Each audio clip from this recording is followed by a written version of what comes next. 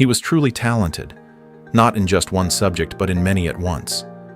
Numbers came easily to him, he quickly understood complex topics, and he could reason more deeply than his peers. Where others needed explanations, one example was enough for him. Where others got confused, he saw logic. Teachers said he had a great future. His parents were sure he would succeed. And he believed it too.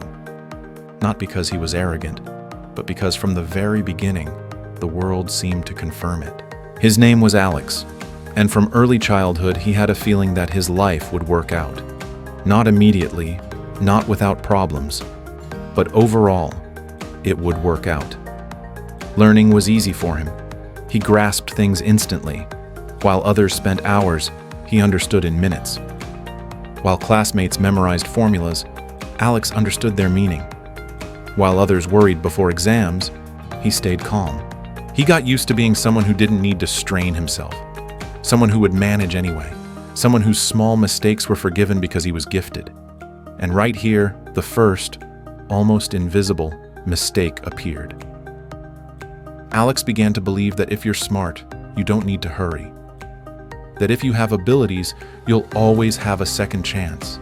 That real work would start later, when things became more important, more difficult, more serious. He often told himself the same words. There's no need to give my maximum right now. I can start seriously at any moment. I still have time. These phrases sounded reasonable. They weren't scary. They didn't seem dangerous.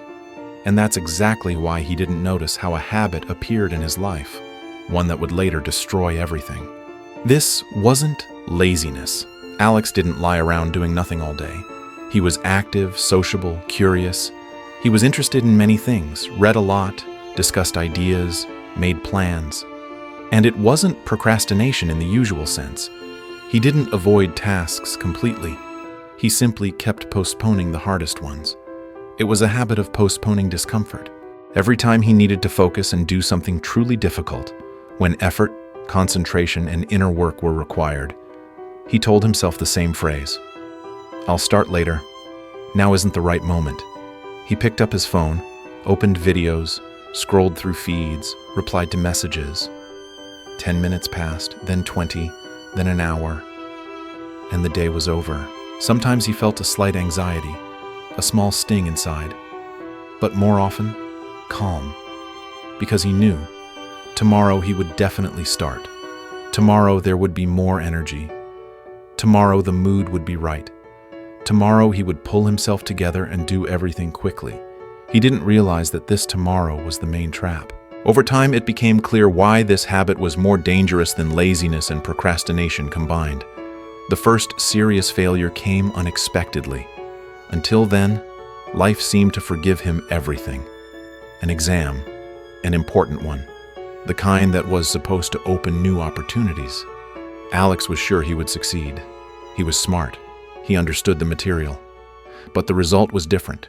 When he saw the list, everything inside went quiet. He didn't completely fail, but he wasn't where he expected to be either.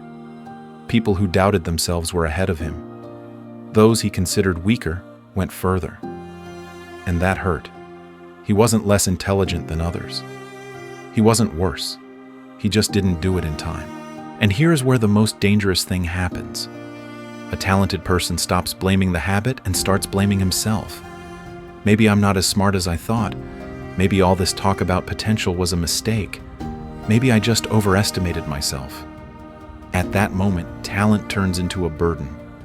What once gave confidence begins to press down. Alex didn't understand this right away, but one day he noticed something strange. The only days when he actually got things done were the days when he had no choice, when deadlines were strict, when time was short, when there was no way back. He realized that discipline is not cruelty toward yourself, but a form of care. And so he brought pressure back into his life.